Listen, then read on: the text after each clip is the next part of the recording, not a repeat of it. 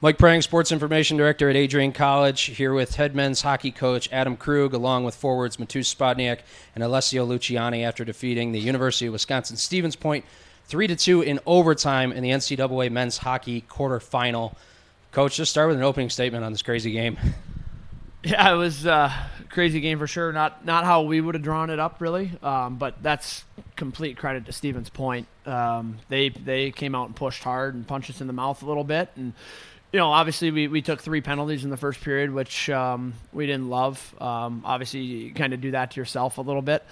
I liked our 2 kills. The first 2 penalty kills were good, and then they end up scoring on the third one. It's just one of those situations like you go down on the man disadvantage enough, like you're gonna get burnt. And obviously, as the game kind of showed the other way, if we're disciplined and stay patient and get that opportunity for our power plays. As we understand, we had a pretty good power play, so we were able to get that W with a power play. Ironically, I guess. But at the end of the day, like that was a really good hockey game against a really good opponent. I know there's a history there and a rivalry. Certainly made for fun hockey. Definitely heart racing, gut churning.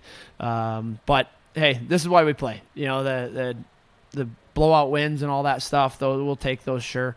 But a 3-2 overtime win in the NCAA tournament. That's beautiful.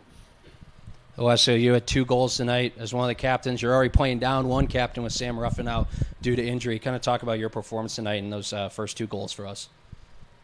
I just try to do anything I can to lead, and whether that's be a vocal leader on the score sheet, whatever I can do to help this team win. We have such a special group, and Stevens Point pushed really hard, but at the end of the day, like great teams finding a way to win. Matus, going back to that power play, it was a 5-on-3 in overtime. Kind of talk about what led up to that and picking up the rebound shot from Enns to throw in the back of the net. Well, I'm not going to lie to you. I actually don't remember what happened over there. I was so tired. So I just went to the net, and Enzo took a shot, and I just picked up the rebound. So, Coach, talk about Stevens Point a bit. Did they do anything that surprised you this game coming in that we may not have scouted? Surprised? No. We knew they forechecked extremely hard. They're all in on their forecheck. There's 2 and sometimes 3 forwards going, and they're coming down the walls, pinching on everything. So we were certainly ready for that. But when you don't see a team in person, I think sometimes the video misleads you a little bit. So like you just couldn't get a grasp on how hard they actually played, and they were good. They were really good in person. So I don't think there's anything there that shocked us that they did, but I do think that they played a good game, and credit to our guys. Like we figured it out and we found a way to kind of match it, and then ultimately I thought the second half of the game we were much better and played our game, and I thought actually kind of turned the tide a little bit. Alessio, for you, coming into this, how much did Coach Krug or Coach Thompson talk to you guys about the rivalry, knowing that it's been 5 years since this program has seen Stevens Point? But at first there was a lot of talk about it, but on our side there was no one that's ever played in a game against Stevens Point. Same with that side, so it was all about kind of writing a new script, and I thought we did a good job at starting a new one. Coach, what were your thoughts when you saw that Stevens Point was in the bracket, the chances there for them, and when they won that quadruple overtime game last week, that this kind of rivalry was about to bud back up? Yeah, I mean it's again, it was 5 years ago, the last time we played them. I think you kind of get a little bit juiced up for it. Just knowing how good of a program they've been historically, and it's the same thing when we play St. Norbert, or we put Utica on our schedule every year. We get excited for those games, and I think that's more about what it was about. But like we told the guys this week, like, hey, like you guys have heard stories about Adrian Stevens Point. Some stuff happened that I think both sides, understand the history of that. The coaches for sure, but to Alessio's point, there's no players in this game that had ever played against each other at the college level. So it was absolutely kind of a fresh start, I think, and a very good hockey game. And I'm glad that it was hard fought and very clean and very good game. You get the win. little bit on getting back to the Frozen Four and having the chance to defend your title now? Yeah, I just told the guys in the room that the week of the Frozen Four is a whirlwind. We've got flights to plan and all that stuff, and it comes up quick because for 3 weeks now we've only played on Saturdays. Well, last Saturday we didn't even play, so for a bit here we haven't played a Friday game, and that Friday's going to come up really quick. We're going to have to figure out our schedule, when we're going to travel. Are we traveling Wednesday? Are we traveling Thursday morning? So there's so many what ifs and questions. So, we asked the guys to kind of manage their bodies like pros tonight and enjoy the win, but, handle their business and be ready to recover tomorrow and, have a work day on Monday and we'll figure out the rest of the details. But it certainly is, it's one of the best weeks. The 4 times I've been fortunate enough to coach this team to a Frozen Four, it's a week that, you really appreciate. And sometimes you can look around and take that moment and it's important that you don't get caught up in it and allow the moment to be too big. But you have to appreciate it because it is so hard to get here. For you guys, kind of along the same boat, what's it mean to you guys to get back there and defend the title that you guys, won last year? It's special. Like I said, we got such a good group, and we got a big group that was there before, and it's all about kind of showing the new guys like what it's like, and just kind of embrace that moment. It's a one in a lifetime opportunity, and it's just about going out there having fun. At the end of the day, you just got to go out and play a hockey game and hopefully get a win. Yeah, I just agree with Luciani. Well, we just have to believe in ourselves, basically, and it's not going to be easy, but I know we can bring it back again. So, Coach, what was the message to the team when it was so tight and it's going into overtime? I mean, during that timeout, your thoughts and what was the mood of the team going in? Yeah, well, I thought the mood was pretty good. I didn't love the finish of regulation. These guys in their line got stuck out there for a good minute and a half, almost 2 minutes, and Point pushed hard. And we withstood that. We kind of survived it, because I think the previous 18 minutes were very good for us. So you go into overtime, kind of on the back end of a not so great finish to regulation. But we got out of it and, breath of fresh air. The message was that we only needed the next goal. And it didn't matter if it took 2 minutes or 16 or 4 periods, as those guys over there can attest to. And so therefore I think in an overtime situation, in a playoff game, you have to be responsible.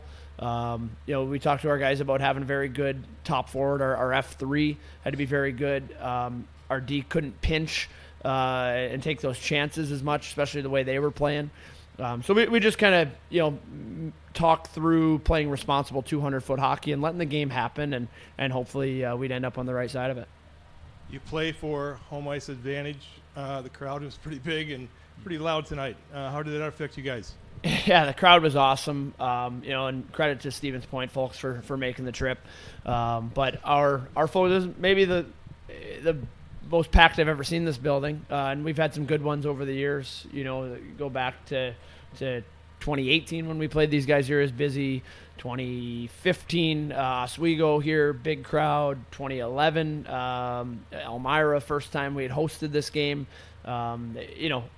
This town gets up for these games, and you can certainly see that it's been it's sold out since about 11 minutes after tickets went on sale. And then obviously the standing room. I mean, you saw people all the way up the stairs, all the way up to the roof. It was pretty awesome. I'll make this one quick for you, Coach. I don't know if you're aware, but UNE beat Utica, so that's who you got next. What are your initial thoughts on that one? Yeah, well, UNE, we saw them in the Frozen Four. We pre-scouted them. Obviously, they lost to Geneseo last year, but they're clearly a team that has ability to get to this stage of the season. There's no easy outs, like Matu said, and we don't know a ton about them. One of our former players who was on our championship team last year, Dawson Ellis, is over in that room, and I'm sure that's going to be a big day for him. So that'll be kind of fun. The game within the game kind of thing. But for us, we got some homework to do on UNE, and try to find some ins and outs with them and formulate a game plan. But I do think, our group is talented enough and has the work ethic to kind of focus on what we do. But, as a coaching staff, we've got to figure out those little answers. Thank you, Coach. One for the players. They can answer whatever order they want. Stevens Point called that timeout in overtime to get ready for the 5-on-3. Did you guys need it almost as much as they did to kind of catch your breath a little bit? I don't think so. I mean, we're super confident in our power play. Thank you. Yeah. He needed it, I guess, because he was tired. I don't agree with But that. I mean, we're 30 games into the season now. Like, it's pretty easy what we got to do, run our routes, and I mean, at the end of the day, it was good that he put it in the back of the net. So I Spodsy, don't think he wants you to play needed anymore. it, Spodsy? Yeah, I needed it Okay. for sure. I was tired. And for what it's worth, we were calling a timeout. I was a little surprised when they called their timeout because the timeouts reset in overtime. So we knew we had that, and these guys were out there kind of that first minute and a half of the first power of the 5-on-4, and I almost pulled them off the ice, and we didn't end up getting the change in time before the official's hand went up. So yeah, Spodsy needed the timeout, so we called a timeout for him. Leads the country in points. We'll do what he needs.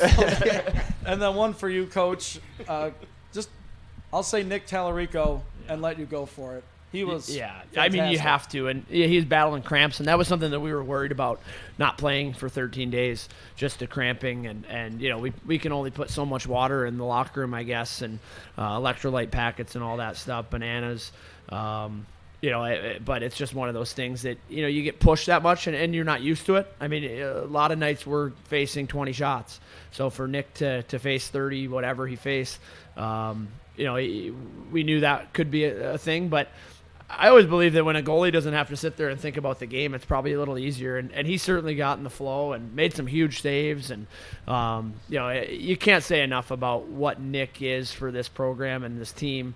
In January, it didn't really look like it was going to be his net come playoff time. Dershawn was kind of becoming the guy, was emerging as the guy. And, if it wasn't for a Dershawn Stewart injury, I don't know where we'd be in that regard. But Nick kind of took the bull by the horns and went to St. Norbert and was very good for 2 games. Was probably our best player for the weekend at St. Norbert. And ever since, he's just shut the door again and again and again. And I couldn't be more proud for him. Like a senior, that may have played his last game in January in the regular season. It gets the opportunity, and he's killing it. So really, really proud of that kid. He's one of a kind too. All right, guys, appreciate the time. Adrian advances with a 3-2 overtime win over Wisconsin Stevens Point. They'll take on the University of New England next weekend at a location to be determined in the 2023 Men's Hockey Frozen Four. Go celebrate break, guys. Spots, go take a nap, man. Thanks, guys.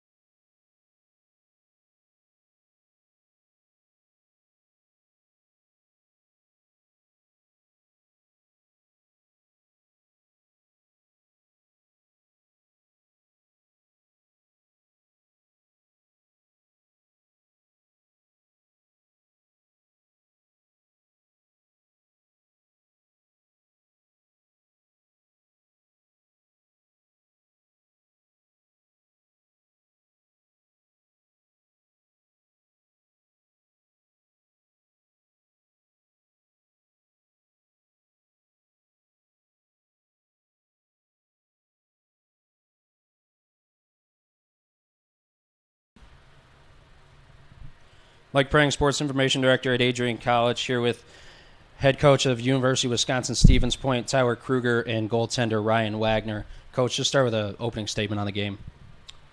A heck of a hockey game. It was back and forth both ways. I thought we had a pretty good first period. Second, we got a little bit dicey back and forth, but we had an answer for each of their goals. I thought we had a good answer to the disallowed goal being called to come right back next shift, pop it home. Going in the third period, holding that team to 12 shots through 2, I'd say it's a success. It's anyone's game going in the third.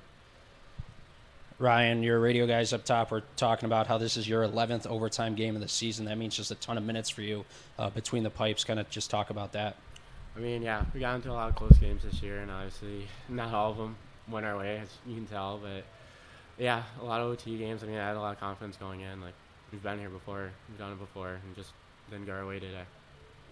Coach, talk about the original game plan. Did the team stick to it? Did Adrian do anything to surprise you guys that you may have needed to change something halfway through?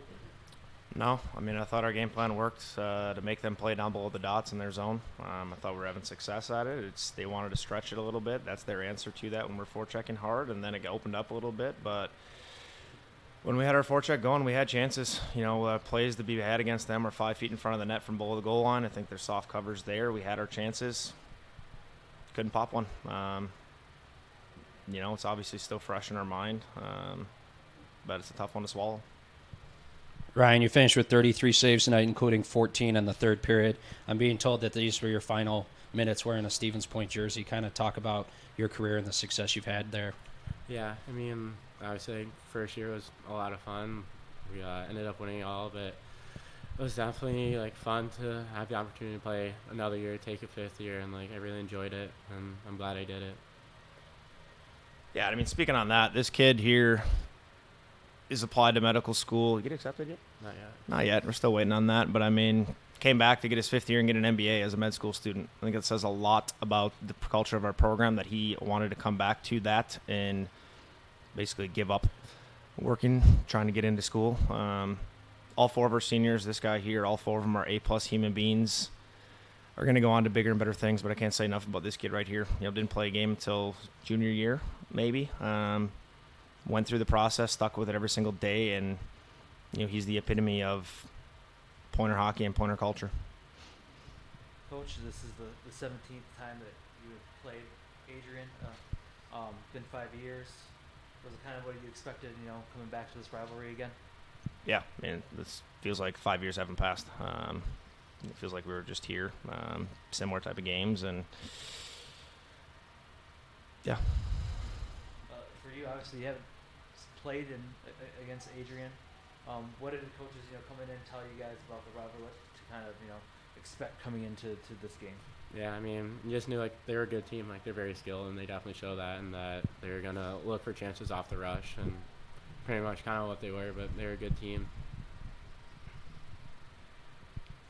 Coach, you went to overtime again, obviously, after last weekend's marathon. Sort of what was the message going into that, knowing that it was familiar territory and you've had, obviously, like we've said, plenty of overtime games this season? Yeah, I mean, I think we were comfortable going into it. I thought maybe we'd have an edge. They haven't played a tight game in, a month or so. I don't know. It was only 5 minutes, so there wasn't much of it. I thought 5 implied play. They had a couple chances, extended the shift there early. We had a couple where we extended them in the O-zone, and then the penalties. Ryan, you played great again after last weekend, and you played great all year and pretty much during your career. So what is it you'd most want to be remembered for during your tenure at Stevens Point? Yeah, I mean, that's a really good question. I mean, I think just maybe my growth from where I started to where I finished. I feel like the player I came in as and the person I came as and player and person that I finished is a completely different person. And I want to be remembered for the person I became. Thank you. Well, guys, congrats on a terrific season, finishing 25-4 on the year. Season coming to an end in the NCAA quarterfinal. From everyone here at Adrian, we do hope to see you guys again back at this spot. Thanks. Thank you.